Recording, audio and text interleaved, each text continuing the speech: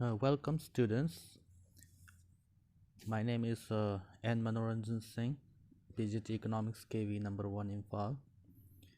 We have been doing introductory macroeconomics. We have already started with the course, and we have finished the first part of introductory macroeconomics.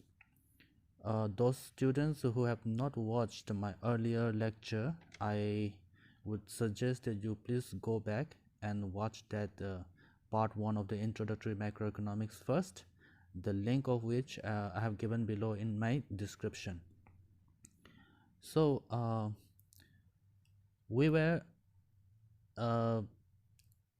doing this introductory macroeconomics, and we have already learned what macroeconomics is, what is the meaning of macroeconomics, how is it different from microeconomics, and the evolution of economics and its branches of microeconomics and macroeconomics. We also saw some events that that fell in the 1920 and the late 1920s, to be precise 1929, and the subsequent years. The event was called the Great Depression, which had a profound impact on the North American and European countries, and how macroeconomics emerged from there. Now, after that, we have been drawing distinction between microeconomics and macroeconomics. We have some basis on which the distinction is being made. Now let's continue further with that. Another basis on which the distinction between microeconomics and macroeconomics could be made is economic agents. Now, who are economic agents? Economic agents refer to the individuals and institutions. Please mark here, it is not only the individuals but also the institutions who take economic decisions. Individual economic agents include consumers and producers. They focus on the maximization of personal gains, and institutional economic units include state or statutory bodies. For instance, Reserve Bank of India, SEBI, Telecom Regulatory Authority of India. They focus on the maximization of social welfare.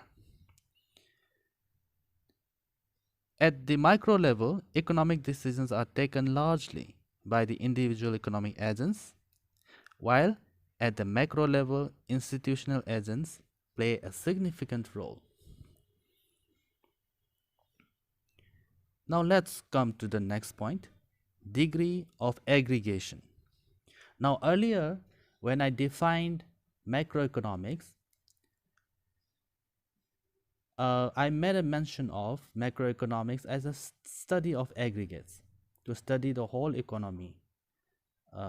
So does it mean that there is no aggregation at the microeconomic level? No. There is aggregation at the microeconomic level also, but it has got limited aggregation. In microeconomics, there is limited degree of aggregation of economic variables as compared to macroeconomics. Microeconomics studies equilibrium of an industry.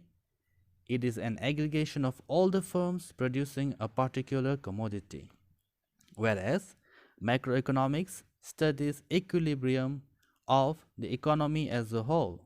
It is an aggregation of all economic units in the economy. However, it is important to note that with a view to examine structural change in the economy, macroeconomics also studies the level of economic activity in agricultural sector, industrial sector, and services sector separately.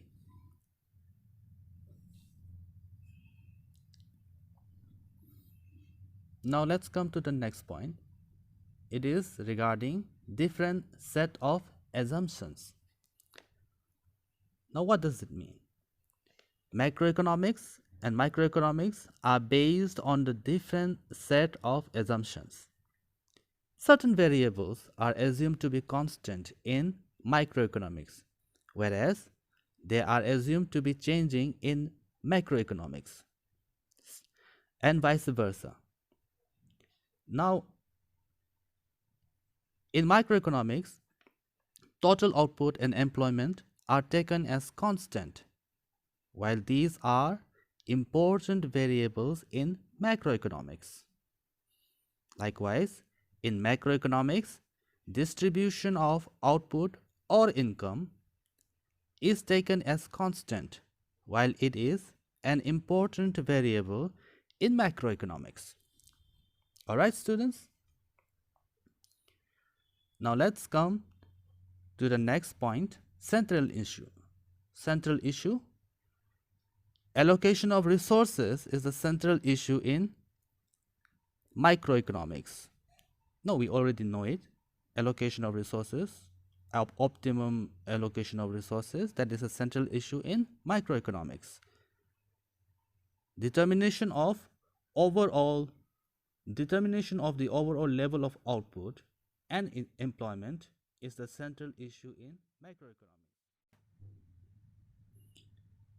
Now let's come to the next point, method of study. This is very important and also it is interesting.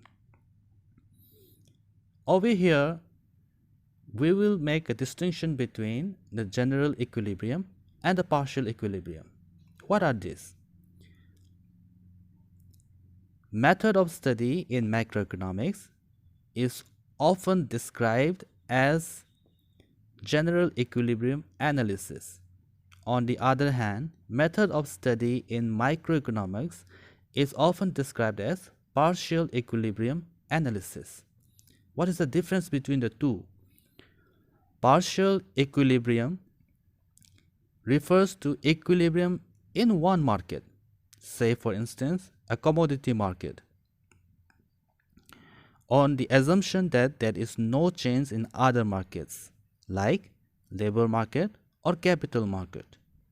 Whereas general equilibrium refers to simultaneous equilibrium in all the markets in the economy. Partial equilibrium is the method of study in microeconomics.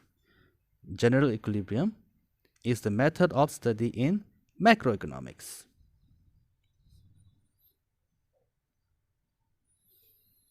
Now, a very important paradox which exists there between the microeconomics and macroeconomics is macro paradox. What is it? It says that what is logical in microeconomic level may not be logical at the macroeconomic level. How? We already know that savings is good for an individual. If somebody wants to earn interest or maybe invest later on, then he resorts to saving some money in his bank account or in some other avenues. But when we look at that from macroeconomic point of view, this saving is not good. If people keep on saving with themselves and does not invest, then investment may decline, production and employment level may also fall. The country will be driven towards future poverty rather than prosperity. So this is why what is good for macroeconomics might not be good for microeconomics and vice versa. Alright, students, so the above mentioned few points are some of the bases upon which the distinction is being made between microeconomics and macroeconomics.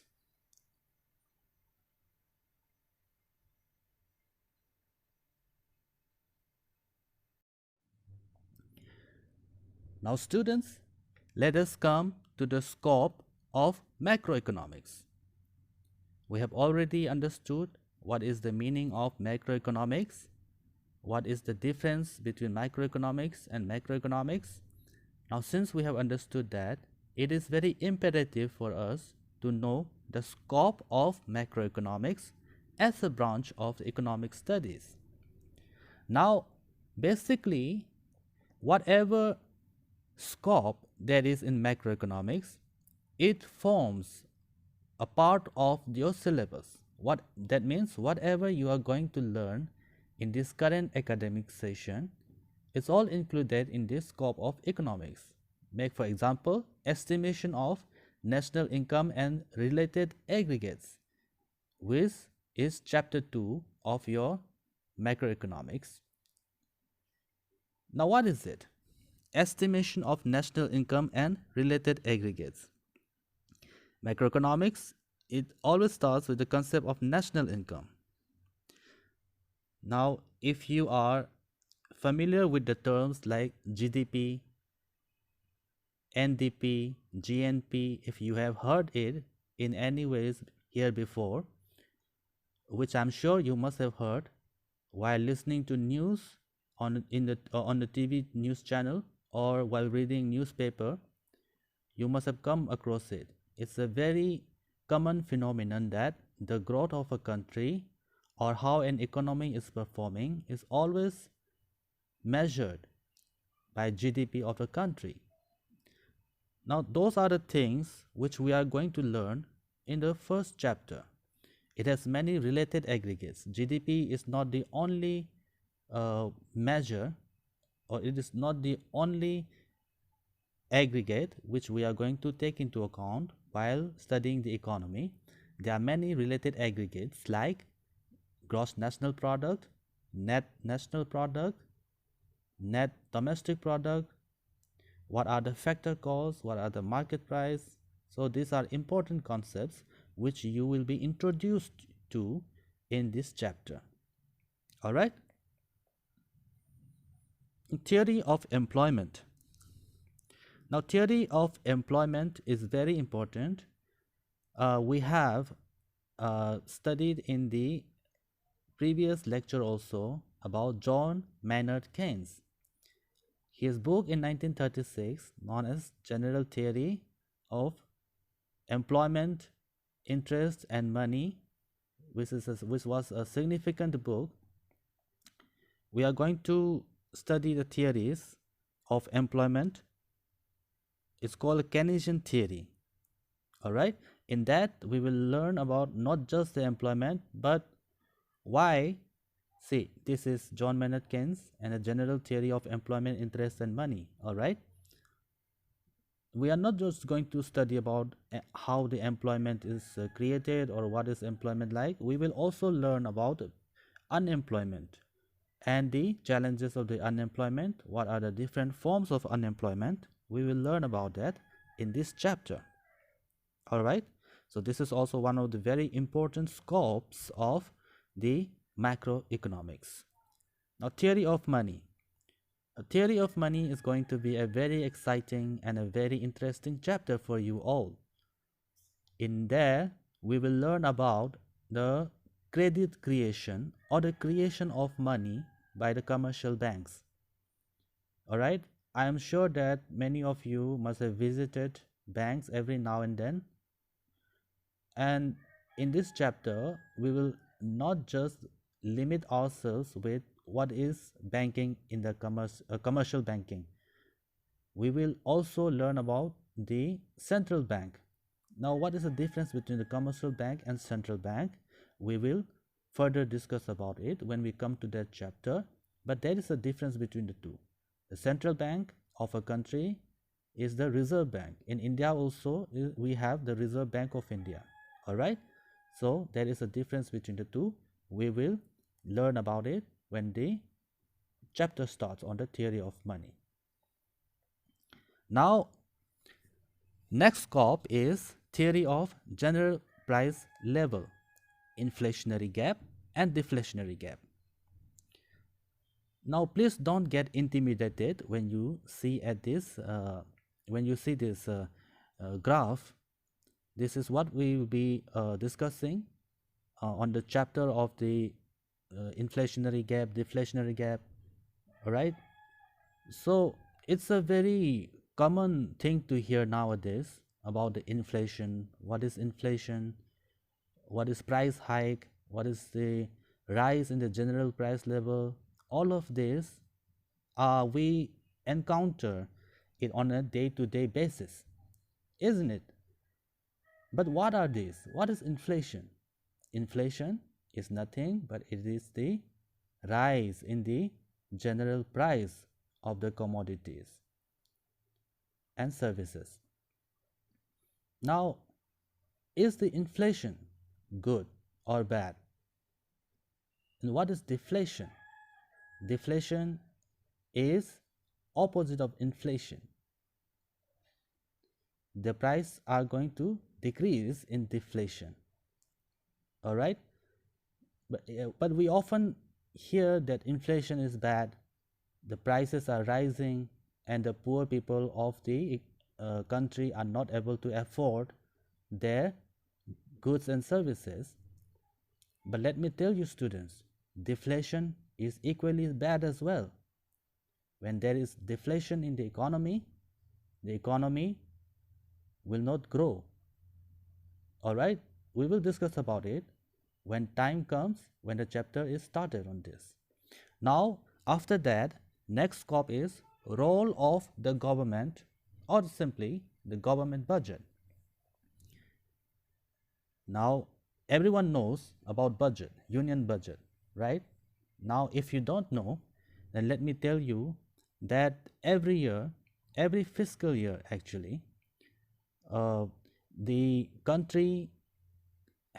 government of the country has to present budget, and this budget is nothing but it is the financial statement of the government receipt and expenditure that is to be incurred within that financial year. So this also forms a very important part of the macroeconomics studies for this year. All right, we will elaborate on that when the chapter starts. Now students, there is a exchange rate and balance of payments, which is also one of the scopes of the macroeconomics. In this part, what we are going to study is about the open macroeconomics. Now we know that Indian rupee has its exchange value with the other currencies, like for example with the US dollar. Now, what is the exchange rate of the currencies Indian rupee and the US dollar, and how is this exchange rate determined? All right, so we will study about it in this chapter. And not only that, we will also study various other foreign exchange reserves and other related terms and terminologies in this chapter. Okay. Also, in this scope, we will cover the balance of payments. Now, we all know what are imports and what are exports. Every country, every economy has a relationship with other economies of the world. So, in this, what are the balance of trade, what are the balance of payment, so difference between balance of trade and balance of payment, how much of the import is done by one country, and in exchange of that, how much of the export is done, all of that will be covered in this chapter. Well, thank you students. I hope you liked my lecture. If you find any difficulty or any doubt, you can drop your queries on the comment below.